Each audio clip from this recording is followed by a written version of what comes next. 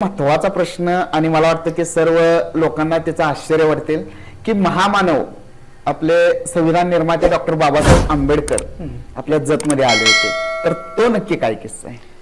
तर बाबासाहेब आंबेडकरांचा ह्या भूमीला स्पर्श होणं ही एक खरंच मोठी गोष्ट आहे, खूप मोठी गोष्ट आहे.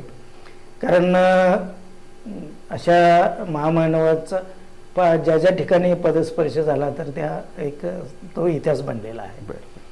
तर त्याचे खूप इतिहास आहे की जी गोलमेज परिषदा ज्या इंग्लंडमध्ये होत होत्या, तर त्या गोलमेज परिषदेला मला वाटतं तिसरी गोलमेज परिषद असावी.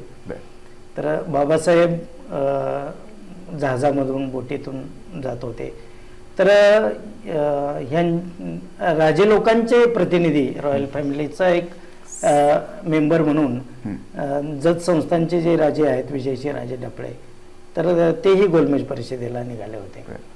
मग हे राजेसाहेब डेकवरती फुटबॉल खेळायचे, मग ती सगळी मंडळी सारखा दंगा वगैरे असं सगळं सुरू असायचं. तर बाबासाहेब नेहमी त्यांच्या रूममध्ये वाचन करत असायचे, तर ते त्यांना सारखं डिस्टर्ब होत होतं. मग ते जरा बाहेर येऊन त्यांनी रिक्वेस्ट केली, थोडंसं जरा दंगा थोडासा कमी करा. मग त्यावेळी महाराजांच्या लक्षात आलं की बाबासाहेब आंबेडकर इथं आहेत, तिथे त्यांची पहिली भेट. मग हे दोन्ही मराठी माणसं बरोबर एकतर. आणि दुसरा विषय असा की बडोद्याचे सयाजीराव गायकवाड महाराज आणि डफळे संस्थान यांचंही अगदी जवळचे नातेसंबंध आहेत.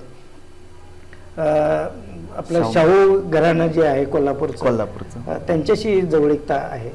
तर त्यामुळं काय झालं की एक मराठी माणूस मराठी माणसाशी नंतर बाबासाहेबांची त्यांचं थोडीशी जवळीकता निर्माण झाली. आणि मग महाराजांनी त्यांना विनंती केली की एकदा आपण जतला यावं म्हणून, आणि बाबासाहेबांनी पण ते मान्य केलं. आणि 5 मार्च 1935 मला वाटतं आहे, तर त्या दिवशी बाबासाहेबांचं आगमन झालं. ते रेल्वेनं विजापूरला आले होते, आणि विजापूरहून महाराजांनी त्यांच्यासाठी स्वतःची गाडी पाठवून दिली. त्या गाडीनं आणल्यानंतर त्यावेळी आता जे शिंदे काका बारू शिंदे यांचे वडील वगैरे हे मंडळी लहान होती, तर ते विटेकर गुरुजी पण आम्ही त्यांना भेटलो की हयात असताना ते त्यावेळी लहान होते. म्हणजे या सगळ्या मंडळींनी बघितलेलं आहे की बाबासाहेब आल्यानंतर की त्यांची हत्तीवरून मिरवणूक काढली होती.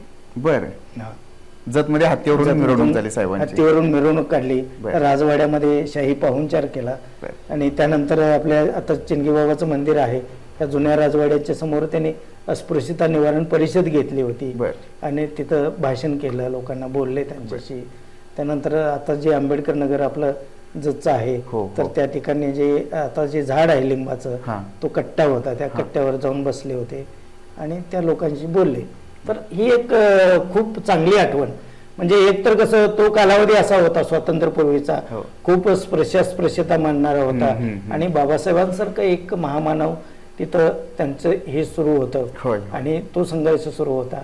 आणि जतच्या राजांनी त्यांना बोलवून यांची इथं हत्तीवरून मिरवणूक करणं आणि त्यांचा शाही पाहुणचार करणं आणि या सगळ्या गोष्टी करणं ही एक खूप ऐतिहासिक ठेवा जतच्या दृष्टीनं आहे. मला वाटतं सर, जत संस्थानानं शौर्य जपलं, श्रीमंती जपली, मी म्हणतो एकातर्फे आपलं शौक जपलं, आणि एक सगळ्यात महत्वाची गोष्ट म्हणजे विद्येचा सगळ्यात मोठा मान केला बाबासाहेबांना इथे बोलून, असं मला वाटतं. निश्चितच. बरोबर. तर असा ऐतिहासिक पार्श्वभूमी आपल्या सगळ्या जतची आहे, डफळे घराण्याची आहे. डफळे घराण्यांचं फार मोठं योगदान ह्या जत संस्थानासाठी आहे, आणि ऐतिहासिक वारसा तर जतला आहेच,